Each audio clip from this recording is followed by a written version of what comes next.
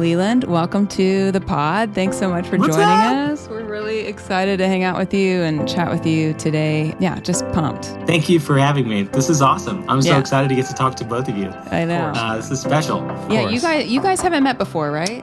We did briefly in Matt's studio, I think. You said, that's right. Matt Brown Louis. Not Matt Brown Louis. I'm thinking of Matt, old 2000s Matt.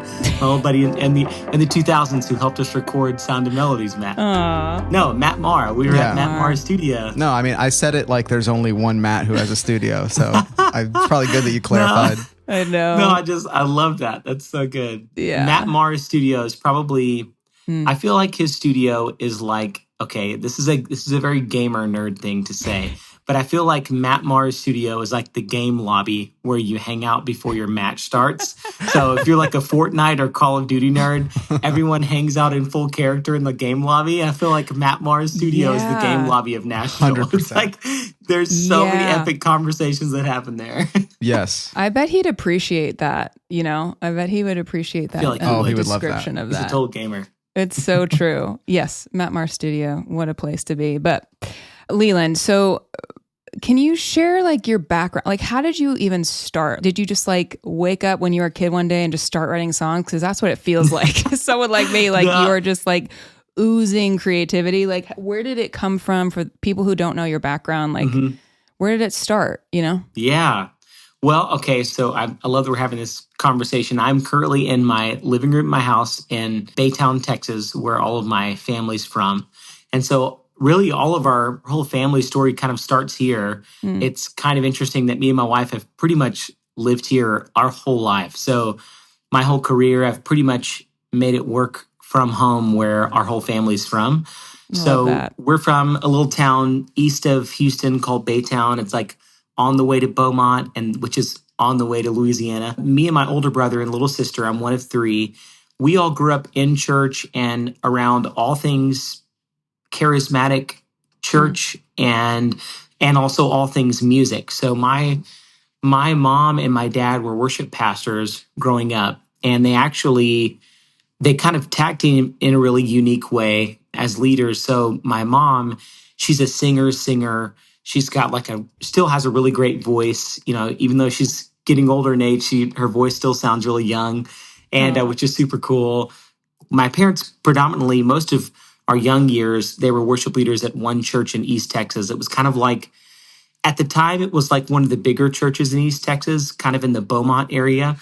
And so they would have like all the big conferences, the big speakers would come through, like T.D. Jakes would speak there, and like, man, Donnie McClurkin would come and sing. Oh, yeah. And like the church was basically like half white and half black, and from like a diversity perspective. So the music was either like Southern gospel, traditional, or it was like Black gospel music.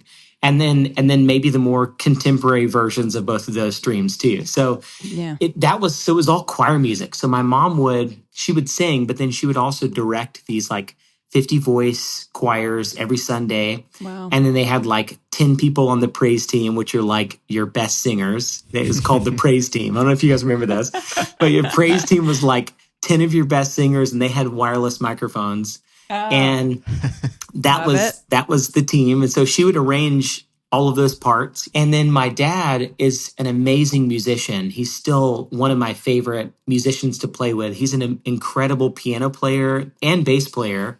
So he's directed the band, sort of like MD'd the band from either a B3 with like a Leslie next to him, or like a Roland Ensoniq 90s digital keys, which is like this.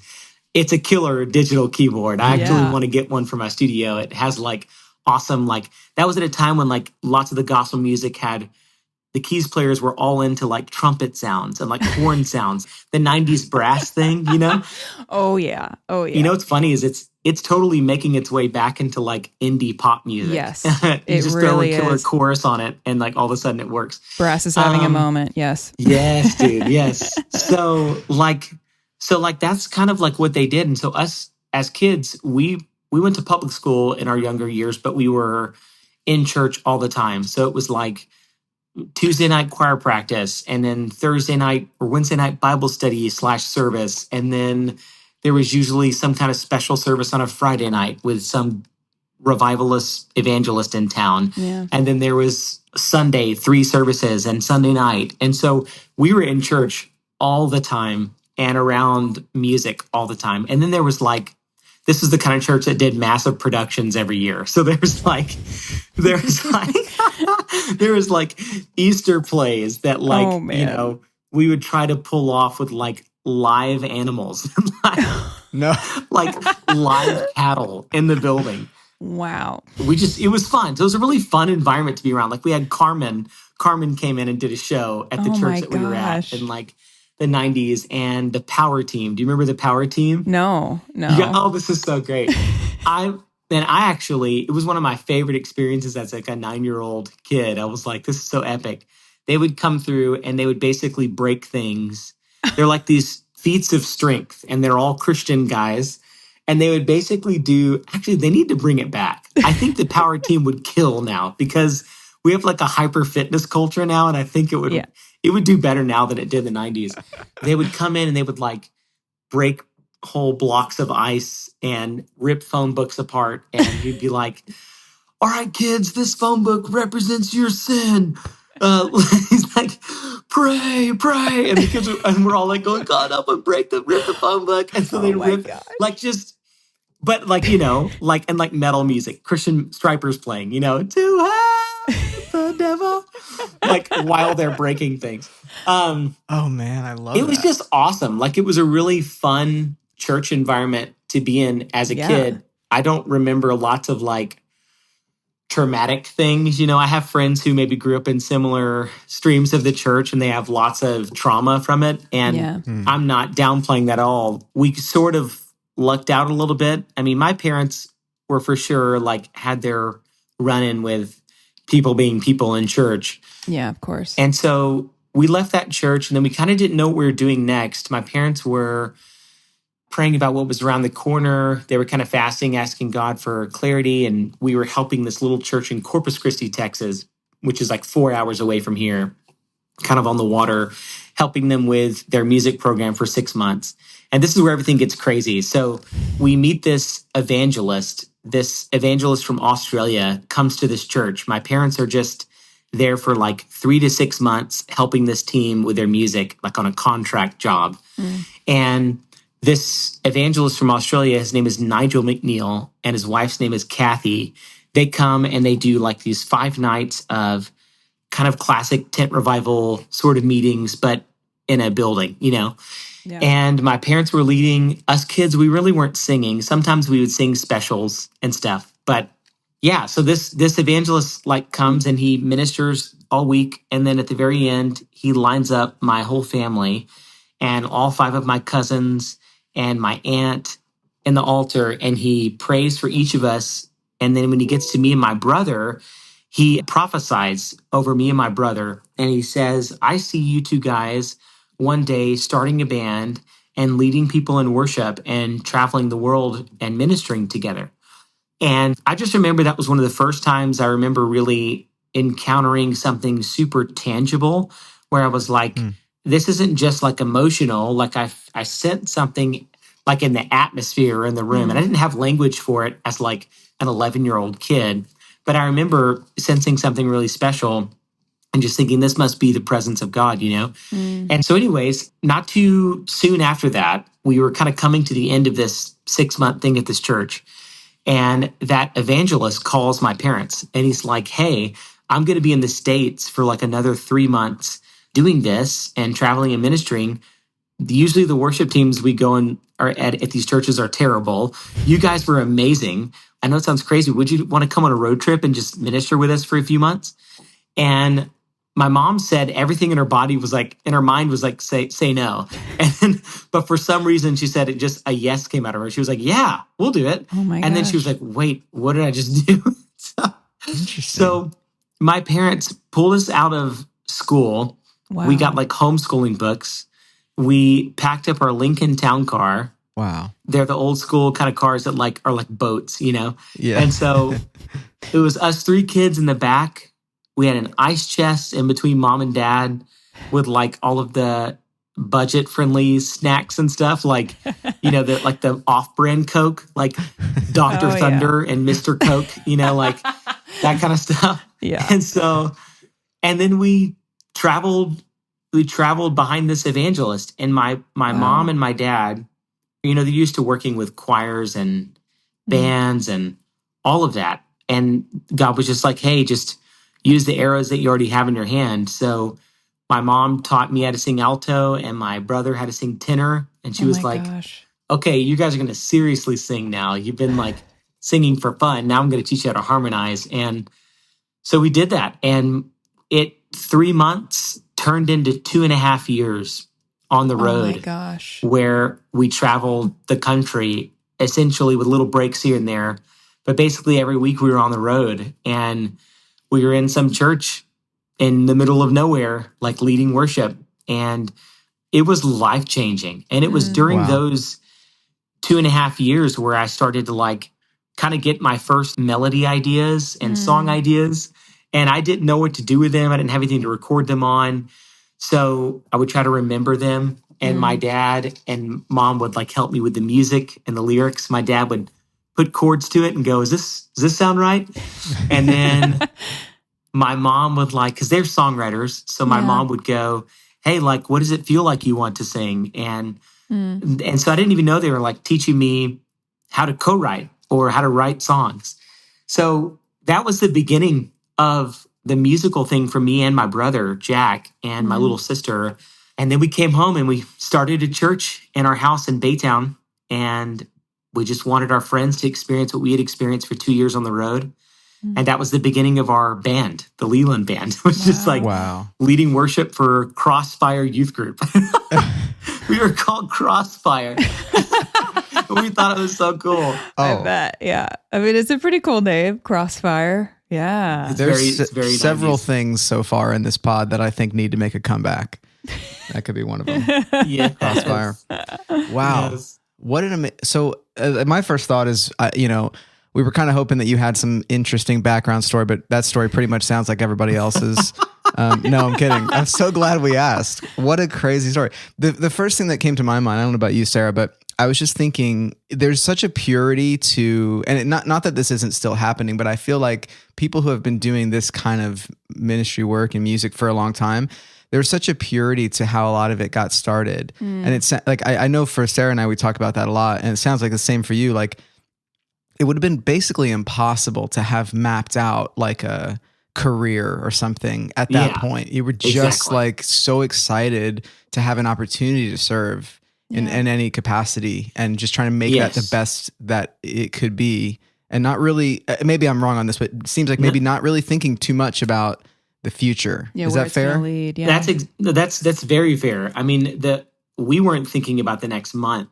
I mean, I think the only way you can kind of operate in that, at least back then, the way that you did, at least the way we learned how to do traveling kind of evangelism, music evangelism ministry, was literally by faith, like just raw trust in God. And so we didn't have a guarantee of what the churches were going to pay us. Yeah. My parents had no clue.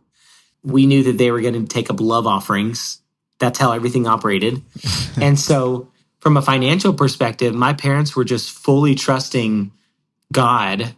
Like, I remember there was one time we played where we led somewhere in Dallas, outside of Dallas, at this church with Nigel, that Aussie evangelist. And he's like a spiritual dad to our family now. Him and his wife are amazing. And then the next place we were leading was like 2 weeks away, and it was at in Bellingham, Washington, which is the most northwesterly tip of the United States before the border of Canada. So my mom and dad were like, let's just road trip it and let's have fun. And so my dad loves to road trip. So we just turned it into like a week and a half road trip, and we went through the Yellowstone National Park, and we had fun. We got footage of all this. We get there to this church, and I didn't find this out till like my adult years, that my dad had $10 in his pocket. Wow. $10. The bank was zero. and $10 in their pocket going into this church, and like just crazy. And like God provided. And I remember there was one Christmas on the road where like we go to this church in Jasper, Texas. Jasper's like, this will show you how small Jasper, Texas is. On the way to Jasper, Texas, you drive through a little town called Cut and Shoot, Texas. Oh my gosh. And like, Wow. no joke. I remember this. This sounds like a movie, but I'm not lying. Yeah. On the day that we drove up to this church, the town before Jasper's Cut and Shoot, you're driving through, it's one 4-way stop sign, and that's it. And it says, "Welcome to Cut and Shoot." Like this little sign. We drive up to it, and we're kind of laughing at the sign. It's middle of the day. It's like 12 noon. And all of a sudden, this massive old country pickup truck, like from the 50s, comes like a movie, fishtailing through the intersection. And there is a guy in the bed of the pickup truck, like trying to beat the back of the window in with a pipe, like trying to break in Oh my this God. guy's truck. And this dude is trying to like shake him off his truck. Like a movie. He's got like a bandana on, and they drive off, and then they're gone in this country road. They're like, as soon as we saw them, they're gone. And then we see this sign, and we're like, where are we? So like, there was like really wild, like, it was like living in a movie, like for 2 years. It was really amazing. And so we go to this little church in Jasper, and it was the last thing we had in the month of December before Christmas. And, you know, for like, even like now, if you do like traveling worship ministry now, the holidays are like the desert months. It's the months where no one's inviting anyone to come do anything anywhere, because everyone's doing a program, you know, doing a thing at their own church. They're not bringing outside guests in. Yeah. So like, we knew this is the only thing we have for the whole month. We get to this church parking lot. At the time, it was a strip mall kind of church. It's really small. It looks like maybe 50 people would be going there. And my parents just turned to us in the Lincoln Town Car, and they just like, they looked back at us and said, "Guys, our bills are around like $4,000 or $5,000. If God provided that, then we would have enough to be able to pay for our bills and then also pay for Christmas for you guys and all the cousins and everybody." So we were believing God for $5,000. And so we prayed with our parents, right? We go into this church, and there's 30 people there, not 50 or 60. There's 30. Like, we counted them. And we're like, as kids, we're like going, oh, they're going to take up a love offering. This is wild. So, but we're like, God, you've got our family. So we minister, and my mom's leading worship. We're kind of like supporting her. And then all of a sudden, the pastor just comes forward and says, "Can you guys just like, I was going to preach, but there's such a presence of God here. Can you all just keep going and take the whole service? Like, I'm not going to preach. Oh my gosh. Can you guys just minister?" So we just kept going. My mom like preached a little bit, and then she prayed for people and like prophesied over people. It was like a whole thing. And it was powerful. And then at the end, the pastor and like one of his elder guys walks up and says, "Okay, we're thinking about it. We saw that you guys have CDs back there. We had these little home demos that a friend of ours helped us make in his like closet studio." And so, first of all, our family band name was called Majestic Praise. Isn't that awesome? Wow. Yes. I love Majestic Praise. I love it. So we had this little demo. There was a little white CD with our faces on it that said Majestic Praise in like blue, like cursive. And we had like maybe 100 of those. And we were selling them for $10. And the pastor goes, "So how many of those do you guys have here?" And we were like, he's on the mic, and we were like, 100, I think. And he was like, "How much do you sell them for?" And we were like, $10. He goes, "Well, we want to buy 1,000 of them, and we want to buy them for $15. And I'm like going, 1, 2. I'm homeschooled. So I'm like, okay, that's $15,000. So we're freaking out, like, and as kids, just like crying, going like, "Man, we just prayed that for that, like for 5, like just so our needs are met." And God's like, "I'll just triple that and blow your mind right now and take care of your family." And so as kids, we were seeing like crazy things, and not just financial miracles, like physical miracles. And like we were in this one service, and this might sound crazy to people, but it's still true. My dad had like a decaying tooth in this service. And there was this like woman from Brazil that was preaching in like Portuguese. And I was like 11. And she was like, she had a translator, and she was like, if anyone, this might sound crazy, but we've been having dental miracles in Brazil Wow. because there's no dentists anywhere in this part where I go to preach, and there's lots of poverty. So we need God to perform miracles. If anyone has a problem when there needs dental work, like stand up. So my dad stood up. He lifted his hands, was just praying, and nobody touched him. And then he said, all right, the lady said, all right, check their teeth, check their mouth. And we checked my dad's tooth, and it was a decayed tooth. And over it was a white gold cross, like a filling in the shape Whoa. of a cross on my dad's back of my dad's mouth. So okay, so we saw insane things as like kids that don't even make sense. That No. the only explanation for them was some kind of supernatural intervention of God, right? And so we saw a lot of that in the prophetic too. And that's why I still believe in it, even though I've seen plenty of misuses of it as I've gotten older and lots of weirdos out there saying they're prophetic. But I had real encounters with the prophetic with people who, I don't know if you watch Harry Potter very much. Oh yeah. Oh But yeah. like, you know Professor Trelawney, you know how she's Yeah. like the weird one that like will like see things. Like, okay, not to compare Harry Potter to the kingdom at all, because I don't want to do that. But Yeah. there are certain people that are like that love Jesus, but they're Yeah. kind of mystical in that they have wild dreams. They dream about crazy things. They're very sweet, but they're just always talking about heaven. And so there was this woman who was preaching, and our family went to go like do some of the music for this thing. And once again, I'm like 11 or 12. And actually, I didn't even sing that week, I don't think. I think it was my parents were singing. And this woman she was like a prophet. She doesn't call herself that, but people would call her that. Her name is Nancy. She was preaching like all week. And on the last day of the conference, me and my brother are there for all these services. She says, you two guys, like while she's in the middle of her talking, like she just turns and goes, you two. And we were like, yeah. And she goes, y'all come out here. So I'm like 11, my brother's 13. And she said, does anyone have a map in the church? And someone was like, I think we have one in the youth room. And so they go and grab like a plastic map of the world. And she said, could you lay it on the ground? And so we laid it on the ground, and she said, you guys stand on it. And we stood on it. And she said, I hear the sound of melodies going all over the world to the nations of the world. Wow. Okay, here's the creepy part, or the cool part. And creepy and cool. Yeah. I forgot about that completely. I was 11. I don't even remember that. And years later, when I was like 16, I'm writing a song called Sound of Melodies.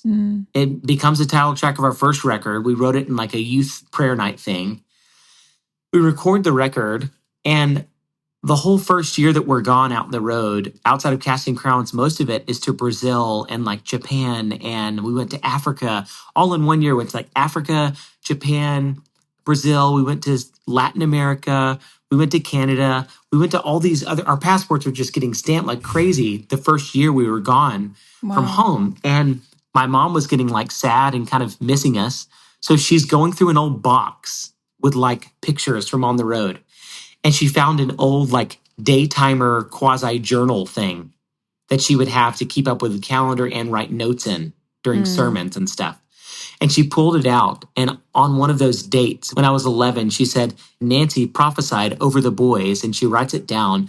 I hear the sound of melodies going all over the nations of the world, or traveling to the nations of the world. So we totally forgot about that. And we write a song, and the whole record's called that. And so I just had too many encounters like that as a kid to like not believe in the supernatural. And then also like, that's where we fell in love. And that's where I fell in love with music and worship and the gathering of the believers together and what can happen when we get in a room, when we sing to God. Yeah, it was just life-changing. And that's the beginning of everything. Then we started our band in our youth group. It wasn't a band, it was just a youth band. And then it grew, and other youth groups started asking us to play their lock-ins, and then out of some crazy miracle, a friend of ours recommended that I go to this like talent showcase in Nashville. I don't even think they're doing it anymore. It was called Embassy Music. And I go to that thing, and I meet a guy there, and I didn't win, but I met someone there who started it. And then he invited me back for a songwriting thing. And that's where I met like an industry guy. And this industry guy was just doing a favor for this friend. And he didn't have a job. He was recently fired from Forefront Records, but was just doing a favor for a friend. And he like was crying. I sang some songs. He started crying. And he was like, I just feel like I'm supposed to help you guys. And he said, so I'll call you when I get a job. And we're like, that sounds awesome. Sweet, thanks. So like 6 months later or 8 months later, he calls us back, and our band's leading worship at this time around Houston at different churches. And he said, hey, I'm working for a Christian publishing company. We sign songwriters. We look for young songwriters, and I would love to introduce you to my boss and have you come up to Nashville and sing some songs for him. And it was Eddie DeGarmo at Capital MICMG at the time. Wow. So that's how the doors opened. It was just, it's all miracles, like how all that happened. Literally. I never went really, other than that one Embassy Music thing, I never really made a bunch of trips to Nashville and knocked on a bunch of doors. It was like just one person after another. Wow. Oh my gosh. What a powerful story. First of all, have you written a book about your life? Because you need it's very serendipitous that you bring that up, because right now, me and my mom and my brother are thinking about writing a book about our family story. Yeah. You absolutely need to. I mean, just to capture those moments, those God moments and the history of your story, all of that. It's just so powerful. But to me, it's such a testament to, like, even what you were just talking about a second ago, like, you weren't trying to make some name for yourself. You weren't trying to make it happen. You just were saying yes. And I hear that over and over and over again with people like you in the ministry world, like, and myself included. Like, it's never been about my name. It's always just been like, where are you leading me, God? And what are you asking me to do next? And just having a willing heart to say yes. And it reminds me of this quote that I always come back to. It says, life with Christ is a wonderful adventure. It's just such a simple idea, but it's that. Like, life with Christ is such a wonderful adventure, and an adventure that you cannot even begin to plan for yourself. You just have to surrender to it. And if there's anything that like our past teaches us for the future, it's that the only thing we can do is trust, right? The only thing we can do is continually try to say yes. Yeah. It's wild. I love that. I'm slowly making my way through, it's an audio version of the book. It's a book of poems from a guy named David Wyatt. And the book, I believe, is called Consolations. He talks about the word ambition, one of the chapters. He just takes everyday words and then kind of unpacks them.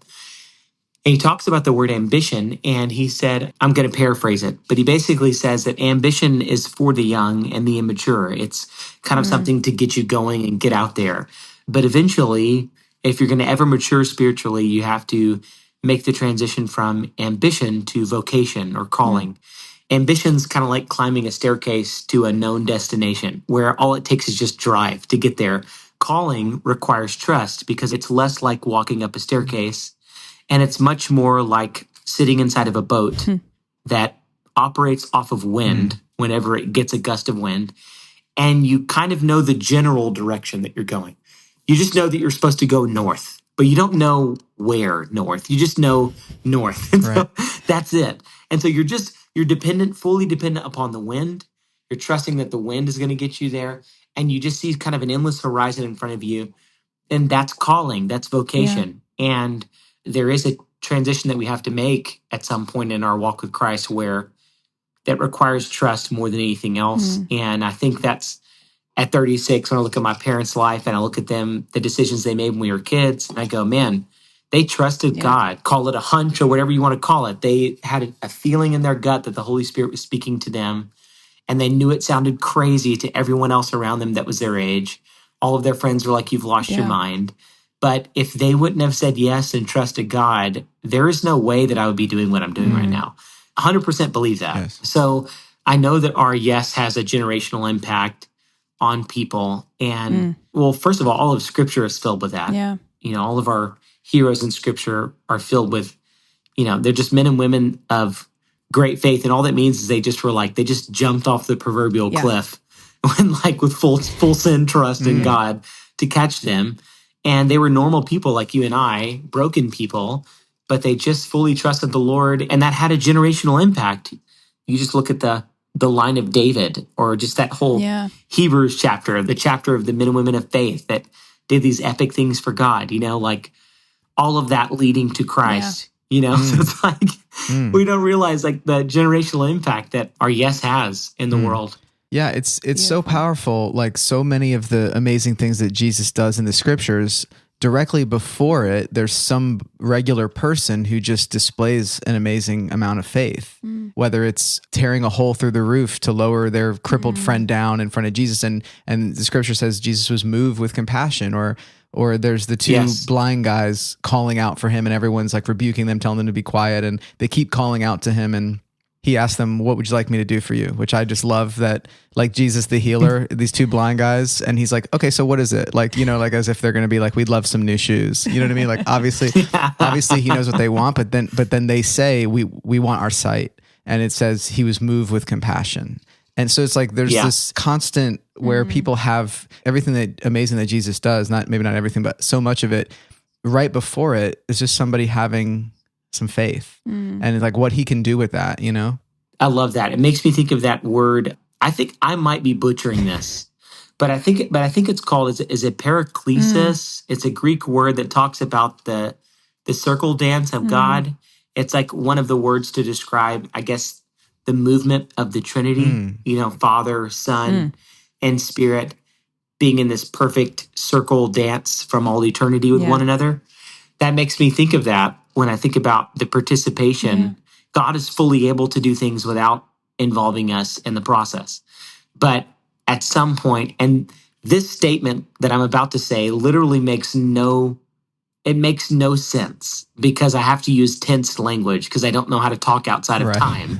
But God, before time, before the Big Bang, before creation, God at some point decided, and none of this makes sense because I'm using time language, decided, the Father, Son, and Spirit, that they would create us and that they would make us at some point and make us in their image and make us for their image and for relationship with them and for communion with them. And at the proper time, they did it. And it's crazy to me. That's wild to me. And so I think we get to participate in that now. And in Acts, I think it's either Acts 9 or Acts 7, it talks about how God predestined and foreordained the times, the seasons, the generations, the boundaries, the borders, the languages in which every human being in all of human history would ever live. And so when you think about that for a second, that's wild. When you think about that with like Psalm 139, that he like intricately wove us together in our mother's wombs, knew all the days that we would live in before there were any of them. When you pair those two together, you realize that like, oh my goodness, I've always existed in the mind and the heart of God. And then at some proper time, at the right time, and it couldn't have been at any other time except now, God decided that we would be born into the world, which is really crazy. Because then that gets you thinking about the role you get to play in the redemptive plan of God in the world. It's all Christ, it's all Jesus, but he also still wants his sons and daughters to participate along with him, to co-labor with him in the world. And that's awesome. That's so awesome. Think about. Yeah. I love that. Wow. Well, it's so beautiful. Yeah, it's like so much. mind-blowing. Yeah. For some reason, my mind keeps going to the line from the song Giving Up. I've seen too many giants hit the ground. I love that. Freaking love that. From the first second I heard it, I was like, that's it. For me, that's the whole song in a nutshell of like, I've just seen God work in so many amazing ways that I'm going to just hang on to faith. And obviously, like, we all have our own journey with that. And sometimes questions come up that 2 years ago you'd never even thought about. And today it's like wrecking your world. But it's amazing just to look back at what God has done. I mean, your story, Leeland, is like so crazy. But the way that you described it was so perfect. That just the way that you were able to see these sort of unexplainable, miraculous, wondrous things that God did so many times from such a young age. Like, wow, what an amazing foundation to build off of, you know? Yeah. I had a blast getting to write with you, Sarah, on this song, and it's still one of my favorites. Like, it's, one of the privileges of like getting to write songs with your friends is that before the song's released, you get rough mix 1, and then you get like mix 3.5, and then you get mix 4 with guitars, and then eventually you get master 1, and so you get to live with the song throughout all these iterations from the day you wrote it with your friends till the day it's like mastered and ready. And then you get to listen to it more, and then it comes out, and then it's almost like you stop listening to it until the song's released, and you go, oh yeah, that happened.